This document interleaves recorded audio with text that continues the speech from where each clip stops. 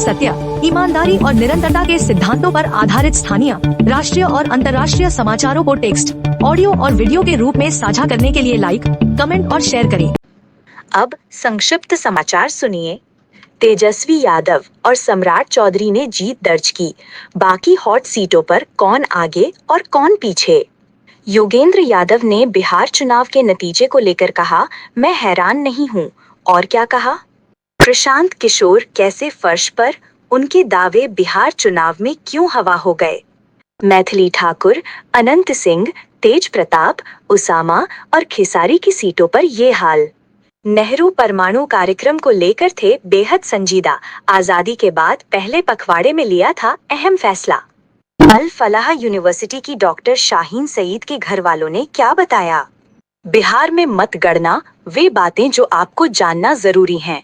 दुनिया की सबसे लंबी परीक्षा, 13 घंटे तक न लंच ब्रेक न डिनर ब्रेक। बिहार चुनाव नतीजे आते ही सोना चांदी धड़ाम।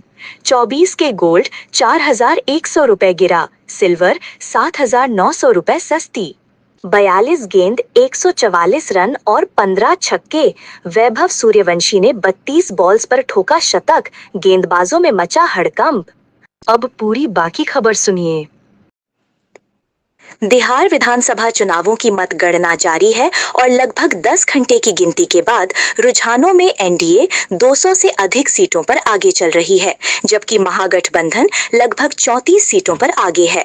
चुनाव आयोग के अनुसार बीजेपी 62 और जेडीयू 42 सीटों पर जीत दर्ज कर चुकी है। हॉट सीटों में उप मुख्यमंत्री सम्राट चौधरी ने तारापुर सीट 45,000 से अधिक मतों से जीती है। पूर्व उप मुख्यमंत्री तेजस्वी यादव ने राघोपुर सीट 14,000 से अधिक वोटों से जीती है, जबकि उनकी पार्टी आरजेडी केवल 25 सीटों पर आगे है।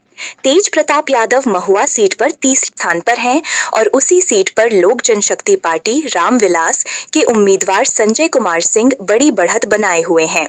राज्य में 243 सीटों के लिए 6 और 11 नवंबर को 2 चरणों में मतदान हुआ था।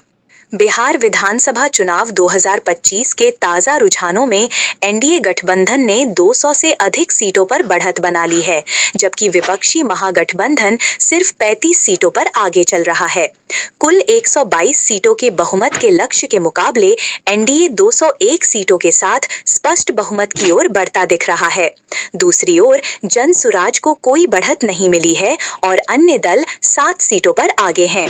इन रुझानों के बाद ये लगभग स्पष्ट है कि राज्य में एक बार फिर एनडीए गठबंधन की सरकार बनने जा रही है। इस चुनाव परिणाम पर राजनीतिक विश्लेषक योगेंद्र यादव ने बीबीसी को दिए इंटरव्यू में कहा कि वे परिणामों से निराश तो हैं, लेकिन हैरान नहीं। बिहार विधानसभा चुनाव 2025 के नतीजों में जन सुराज पार्टी के संस्थापक और चुनावी रणनीतिकार से नेता बने प्रशांत किशोर को बड़ी राजनीतिक हार का सामना करना पड़ा है। जिन प्रशांत किशोर ने 3 वर्षों तक बिहार भर में यात्राएं, सभाएं और संवाद अभियान चलाए थे, उनकी पार्टी एक भी सीट पर बढ़त नहीं बना सकी। वहीं एनडीए गठबंधन 201 सीटों पर आगे है और महागठबंधन केवल 35 सीटों पर सिमटता दिख रहा है। जन सुराज पार्टी 243 सीटों पर चुनाव लड़ने के इरादे से उतरी थी, लेकिन अंतिम समय में कई उम्मीदवारों के नामांकन वापस लेने से पार्टी पहले ही कमजोर पड़ चुकी थी।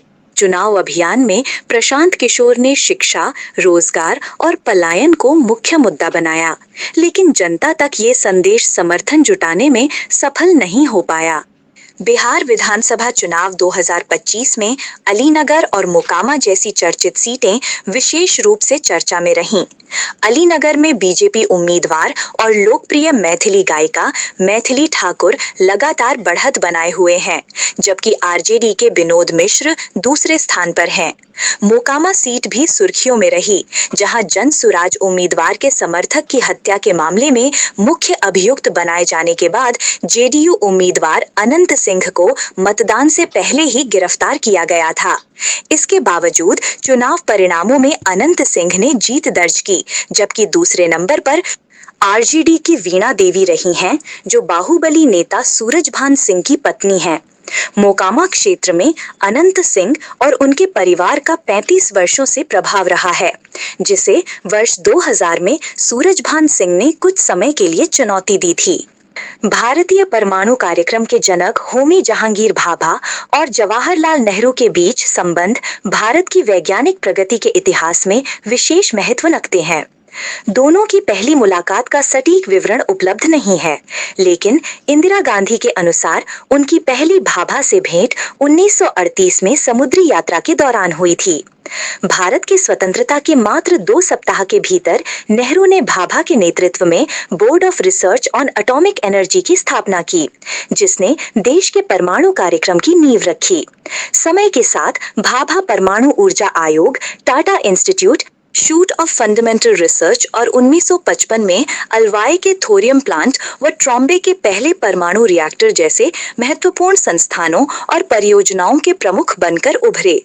फरीदाबाद की अल फलाह मेडिकल यूनिवर्सिटी से 2 डॉक्टर, कश्मीर के डॉक्टर मुजम्मिल शकील गनाई और लखनऊ की डॉक्टर शाहीन सईद को पुलिस ने गिरफ्तार किया है। यह कार्रवाई जम्मू कश्मीर, हरियाणा और उत्तर प्रदेश की संयुक्त जांच एजेंसियों द्वारा संचालित एक बड़े ऑपरेशन का हिस्सा बताई जा रही है। फरीदाबाद पुलिस का दावा है कि डॉक्टर मुजम्मिल के पास से आपत्तिजनक सामग्री बरामद की गई है। यूनिवर्सिटी प्रशासन ने भी गिरफ्तारी की पुष्टि की है और कहा है कि दोनों डॉक्टरों का विश्वविद्यालय से केवल आधिकारिक संबंध था। 2025 का बिहार विधानसभा चुनाव कई मायनों में ऐतिहासिक रहा। 1951 के बाद पहली बार राज्य में सबसे अधिक मतदान दर्ज किया गया, जो 67.13% रहा। ये पिछले विधानसभा चुनाव की तुलना में 9.6% अधिक है।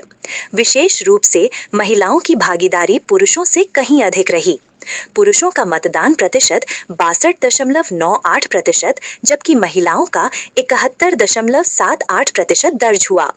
राज्य में कुल 7.45 करोड़ मतदाता हैं, जिनमें 3.93 करोड़ पुरुष और 3.03 करोड़ महिलाएं हैं।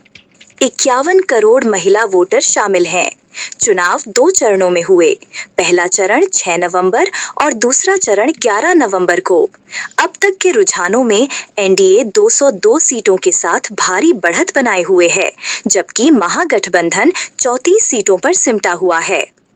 नवंबर माह में दक्षिण कोरिया पूरी तरह थम सा जाता है, क्योंकि इसी समय देश की सबसे महत्वपूर्ण और कठिन कॉलेज प्रवेश परीक्षा सुन्योंग सीसैट आयोजित होती है। इस परीक्षा के दौरान शोर कम करने के लिए दुकानों को बंद किया जाता है, उड़ानों को रोका या कम किया जाता है और छात्रों के लिए सुबह का यातायात भी धीमा कर दिया जाता है। परीक्षा पूरा करने वाले छात्र राहत की सांस लेते हैं और बाहर परिवार के लोग उनका उत्साह बढ़ाते हैं। वहीं दृष्टिबाधित ब्लाइंड छात्र 12 घंटे तक चलने वाले सबसे लंबे परीक्षा संस्करण में शामिल होते हैं। इस वर्ष लगभग 5.5 लाख छात्र परीक्षा में बैठे, जो पिछले 7 वर्षों में सबसे बड़ी संख्या है। यह परीक्षा विश्वविद्यालय प्रवेश के साथ साथ करियर, आय, रहने जीने के अवसर और भविष्य के रिश्तों तक को प्रभावित करती है।